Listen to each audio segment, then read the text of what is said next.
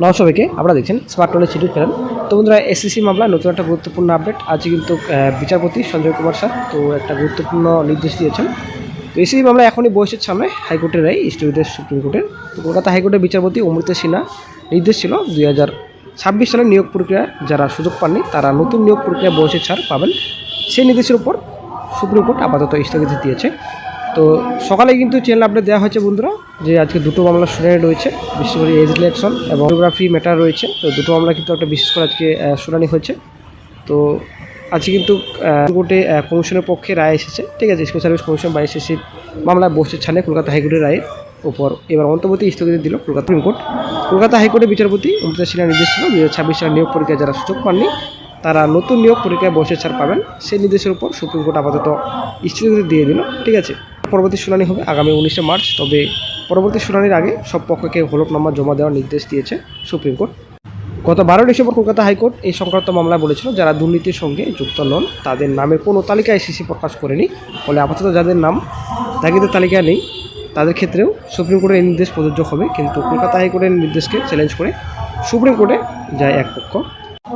26,000 চাকরি বাতিল দুর্নীতির অভিযোগে 2016 সালে এসএসসির সমগ্র প্যানেল বাতিল করে দিয়েছিল সুপ্রিম কোর্ট, যার কারণে 26,000 শিক্ষক শিক্ষিকা শিক্ষাকর্মীর চাকরি চলে গিয়েছে। কিন্তু সুপ্রিম কোর্টের নির্দেশে দাগি নয় এমন চাকরিহারারা নতুন করে যোগ্যতা অর্জনের পরীক্ষায় বসতে পেরেছে। সেই নিয়ে একাধিক মামলা হয়েছে, যার ফলে একটি হলো বয়সের ছাড় সংক্রান্ত বিষয় নিয়ে। আপাতত বন্ধুরা স্বস্তির মুখে কমিশন, কারণ এই যে ভিডিওগ্রাফির বিষয় রয়েছে তো এই স্টেজে কিন্তু কোনো রকম ভিডিওগ্রাফি নয়, ঠিক আছে।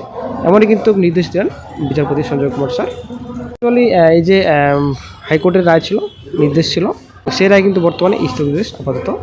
তো একটা গুরুত্বপূর্ণ আপডেট, আগামীকাল হতো এসএসসি সেকেন্ড এসএলএসটি এই যে টিচিং এক্সপিরিয়েন্স টিচিং 10 মার্কস, ঠিক আছে। টিচিং 10 মার্কস বাতিলের মামলা হয়তো কলকাতা হাইকোর্টে উঠবে। তবে পজিটিভ যদি রেজাল্ট আসে ফ্রেশারদের পক্ষে তাহলে কিন্তু সুপ্রিমে দৌড়াবে কমিশন অবশ্যই।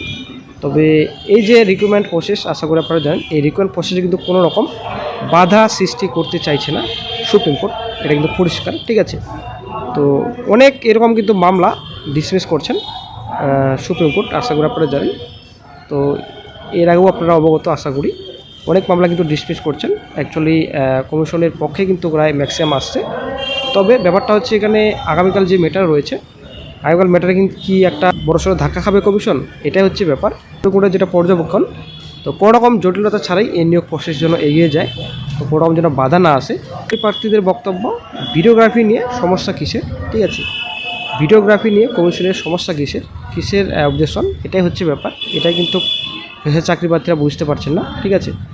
তো যাই হোক, ভিডিওগ্রাফি নিয়ে আজকে জাজমেন্ট হাইকোর্ট যেটা দিয়েছিল সেটাকে সুপ্রিম কোর্ট রিজেক্ট করেছে এবং আনটেন্টেড ক্যান্ডিডেট ওয়েটিং ক্যান্ডিডেটসের বয়সজনিত ছাড়ের উপর হাইকোর্ট যে রায় দিয়েছিল সেটা কিন্তু আপাতত স্থগিত দিয়ে দিল।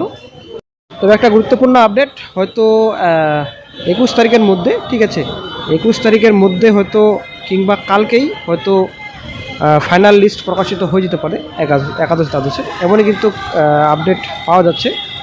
সুপ্রিম কোর্টে আইনজীবী Kalyan Bandyopadhyay sir to appear before the High Court and file their affidavit. They are avoiding the court. Whatever you wish. They are avoiding the court. No, this should not be encouraged. What we are saying, we are fine.